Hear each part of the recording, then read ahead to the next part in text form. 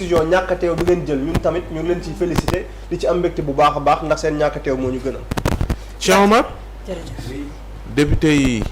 opposition bi ñàkk caa teew. tey bu dul woon yow duma naan kaf jërëjëf. daana da nga baax. waaw ginnaaw gërëmu nabu koor yi. ku baax nga rek ñëw. ay ci paas. waaw dana yàq dara ci xew mi am déet. dégg naa gars yi. moi je vais l'analyser du point de vue politique. Parce que l'Assemblée nationale est une institution éminemment politique. du daayira actes yëpp c'est des actes politiques. et boo fàttali ko ndeysaan Ousmane Sonko benn député la woon 2017 bi mu fay dugg plus fort reste la fa duggee mais taxawaay bi mu amoon en tant que député moo ko may li mu am yëpp parce que l'Assemblée lui a servi d'une bonne tribune pour plaider la cause des Sénégalais, pour dénoncer sur des questions de bonne gouvernance et de transparence. Et moi je l'appelais jamono boobu dafa meloon ni benn yamb rek ci biir caaya Benno Bokk Yaakaar dem nañ sax ba këf fi micro ne ko doo ko fi waxee am na bis boo xamante ne biñ ko soogee Toussaint Manga moo ñëw taxaw ci wet gi mais tey retournement de situation la loolu mooy charme démocratie nag yaa tey ban évolution la amaat ñu dem législative. C'est important de faire ce rappel avec Yewwi Askan Wi. Il a été le moteur même de cette raclée électorale. D'ailleurs jamono boobu sooy seet dañu dem sax dindi woon Ousmane Sonko ci liste bu mu nekk pour une première fois xaaju liste lañ demee élection ñu jël ay remplaçants titulaires ñu teg leen ne le remplaçants yi ñëw mot 80. boobu ko amoon lecture rek waroon nga xam ni que rouleau compresseur bi départ na ba pare parce que dans le même contexte le parti socialiste 98 la amatul une mainmise à l'Assemblée nationale mais bii tout le mérite revenait à Ousmane Sonko et il avait réussi cette prouesse ba jamono boobu laay doog a dégg baatu wolof tembo. donc amoon lecture rek xamoon nga ni les carottes étaient déjà cuites pour le régime en place maintenant. Voilà léegi changement de posture la ce n'est plus Ousmane Sonko député mais c'est Ousmane Sonko chef de gouvernement mu def exercice mais beneen bi dafa am ay jéego yu am solo yu suñu réew def ci suñu démocratie def ko ak loolu nag je crois régime bi mu ñëwee daf ko gën a dëgëral yaa ngi wax article 104 règlement intérieur de l'Assemblée nationale parce que les députés au-delà de légiférer dañu am benn rôle muy l'évaluation des politiques publiques mais députés yi dañu am sañ-sañ interpeller le gouvernement sur des questions yoo nga xamante ni c'est lié à la gouvernance sur des questions yi nga xamante ni c'est lié au quotidien des Sénégalais donc baat bi leen wax ci wolof mooy ndawu askan wi kon dañ leen a yebal du dëgg léegi nag Macky Sall bi mu fi nekkee ci fukki at ak ñaar lu mel ni benn yoon la am si lu ma fàttaliku. premier ministre dem janoo ak député yi élection gouvernement benn yoon la am ci fukki at ak ñaar. Ousmane Sonko bi mu ñëwee ak léegi bu ma ko xaymaa defagum na ko bii mooy ñetteel. bii mooy nekk ñetteel troisième fois. donc déjà pour man première chose opposition bi ci boppam waroon nañu féliciter ni c'est un grand pas qu'un premier ministre ñëw au niveau de l'Assemblée nationale à 3 reprises pour janoo ak député yi. loolu nag jàpp naa ni jéego bu am solo la beneen jàngat bi ma ci am aussi maas dama jàpp ni man je suis pas pour le boycott parce que pour man boycott c'est pas stratégique mooy la politique de la chaise vide benn parce que le fait de boycotter voulu faciliter la tâche kon seen ñàkk teew du feeñ soo te bu ngeen teewoon am ngeen ay questions yu leen préoccupé su ngeen teewoon Thierno Alassane Sall boobu léegi mu ngi wàññi ay poto lampe c'est l'occasion d'en parler su ngeen teewoon am na ay yeneen soucis yoo nga xamante ni parce que pour man même bu ñu nekkoon benn député ci opposition sénégalais la député la élu par les Sénégalais vous avez un mandat donc pour man le fait de ne pas y aller pour man tooñ nañu sénégalais yi leen fa teg dëj leen fa pour ngeen nekk seen bët nekk fa seen làmmiñ beneen bi nag pour man c'est une fuite en avant parce que Ousmane Sonko c'est un rouleau compresseur je l'avais dit Sonko dafa am benn aura boo xam ne daf ko am benn skills boo xam ne c'est naturel il a le sens de la répartie gis nga l'excellent communicant c'est celui qui a le sens de la répartie Sonko moom bu la neexee mën ngaa indi loo indi moom tontu baa ngay xaar mais bii exercice bi dafa am solo parce que pour man dafa bokk ci contrôle parlementaire lu am solo la mais tey les questions d'actualité c'est vrai que actualité ñun ñu koy déggee waaw actualité bi mooy tey diw lii non attends ici dafa am ay outils yoo xam ne député bi moom la amee Guy Marius Sagna moo ëpp lu muy bind question écrite c'est des questions adressées au gouvernement aux structures de l'État sur certaines questions ñooñu war la ci tontu et ñu remarqué ni à chaque fois que Guy Marius Sagna indi question écrite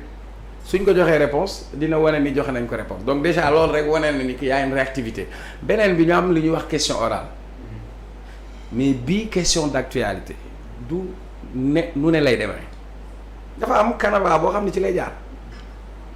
intervention bi du weesu 2 ba 3 minutes la question doit être factuelle elle doit être précise et concise le premier ministre il vient avec l'ensemble de son cabinet et de son gouvernement et de ses techniciens par rapport aux questions il peut déléguer des questions à un ministre ou à un service pour répondre pour man foofu la jëm loolu nag mooy sur le plan institutionnel mais assemblée dafa am politique ci contexte bi ak ci moment bi lu tax Sonko def ko le 28 ça c'est une grande question il faut aller au-delà de ça j'ai entendu Abbas Fall dire le 28 boroom xew bi ñëw na ki moom langue politique bi sur le plan politique tey jàmbaar ba tey coow lu muy bëri ba tey Ousmane Sonko mooy premier ministre wala ah démb dem na conseil des ministres mercredi passé dem na conseil des ministres jeudi passé dalal na ñi yore plan de redressement bi vendredi mu dalal ASECNA kon jusque là lu coow lu bëri Ousmane Sonko est toujours premier ministre il n'a pas été démis de ses fonctions il n'a pas démissionné de ses fonctions donc kon mën nañu wax la conduite de l'État kon man gisuma crise institutionnelle y en a pas l'Assemblée fonctionne le premier ministre fait son travail il a fait son communiqué maintenant dafa am beneen nag atout politique foofu la xarañ politique war a feeñ parce que quand j'ai entendu Abbas Fall mu wax politiquement c'est le patron de Dakar moi à la place de Abbas Fall je coordonne toute la région de Dakar inondée c'est-à-dire Ousmane Sonko buy jóg naan day def assemblée dañ koy nguufaan yenn ko mbarakis bi jaar ne daw ak moom yóbbu ko assemblée déggoo ma de marée humaine je te parle politique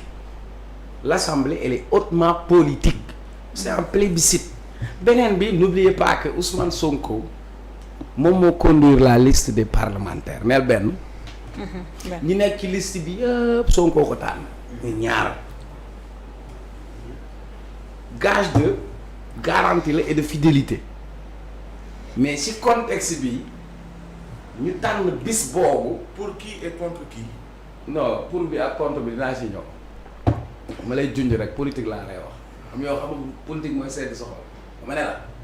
su ma doon waa Pastef bis boobu Sonko du dugg sax si oto du ko xam marée humaine bu koy jiital ba assemblée. pourtant ñu ngi wàcc rassemblement. déggoo dama laa junj politique. parce que am na yoo xam ne boo ko gisee surtout si contexte bi Ousmane Sonko sera à l'Assemblée des députés vont intervenir pour lui poser des questions sur le plan de l'économie ci wàllu agriculture maa ngi romb léegi étudiants yi ñu yëngal mais dina am ku jóg na ko coolu yow a. léegi mobilisation boobu pour kan ak pour koy wax. oui mais dañu nekk ci benn contexte Diomaye dafa am coalition bu mu teg comme yow da nga bëgg ñu waxtaan rek bu fekkoon lépp. bëgg mu leer rek. waaw xam nga yàgg naa dem assemblée. y a pas de problème. dina am ñu dem comme visiteur avec tout le protocole comprendre nga mais ci contexte bii ñi nga xamante ni Sonko la ñu xam Sonko la ñu gëm Sonko la ñu bëgg. moo waral coow li dafay am xam nga assemblée dafa am lu ñuy wax motion de soutien ak motion de censure mais lii motion de soutien populaire la ce sera la liesse populaire man xaw ma luy xew suba mais mën naa la sama xel mën na maa jox ne. masse dina sol garaam boobu dem taxaw bunt assemblée. Abass Fall dina tax écharpam jóge mairie Dakar ne mooy jiital Sonko man foofu laa lay yóbbu. dafa am plébiscite boobu et puis dans ce moment c'est très stratégique sur le plan politique c'est-à-dire on écrit des communiqués de soutien et cetera mais ici c'est une façon le 28 beneen date la ci biir politique te lépp dafa am ay 8 yi nag mën na doon 8 xob yi bon yi maintenant nag su la neex après deuxième phase mën naa la ñëw ci coalition lan ak lan mais en tout cas jàppal ni le choix de cette date n'est pas gratuit, n'est pas fortuite. Dans ce contexte où on parle de crise politique, Ousmane Sonko à l'Assemblée nationale, pas en tant que parlementaire, mais en tant que chef de gouvernement, qui conduit les affaires du gouvernement. Donc ça veut dire qu'il est au cœur de la gestion étatique. Mais l'Assemblée étant l'entre-même et l'arène même politique, ñambaas yàqul sër te roof yàqul jën te xam naa ne dinañ ko roof ba mu saf parce que dina saf politique maintenant nag te cuune politique nag weesuwul occasion ngeen bàyyi ko moom kese mu doxal nu mu ko neexee ay nitam nekk fa di doxal te yéen ngeen mënoon toog léegi soit vous n'osez pas l'affronter Sonko état opposant tout seul il vient à l'Assemblée vous sortez Sonko chef de gouvernement il vient à l'Assemblée vous sortez finalement est-ce que vous n'avez pas une crainte vis-à-vis de Ousmane Sonko? D'accord jërëjëf. man may nga moo may xëy waxtaan bi am na solo waaw may nga bi dinañu dab si ci waxtaan bi ñu leen di jaajëfal bu baax c'était la première tasse de café pleine d'actualité alors Régie ñu observer la page de revenir sur le plateau daal di ànd ak yéen ci li nga xamante ne moom la xëti xëyee tey